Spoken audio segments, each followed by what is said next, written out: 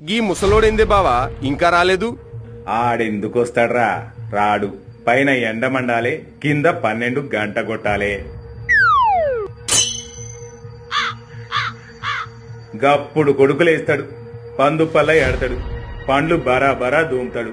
మోసగాళ్లకు మోసగాడు లెక్క కాఫీ తాగుతాడు, బాత్రూమ్ కి పోతాడు. ఎప్పుడొస్తాడో గానికే తెలియదు. గా మస్తు రెడీ అవుతాడు. గా 4 ఎంట్రుకలను పట్టి లాగి లాగి లాగి దూతాడు. గాడదాని లెక్క క్రాప్ కడతాడు, పౌడర్ వేస్తాడు, సెంటు పూస్తాడు.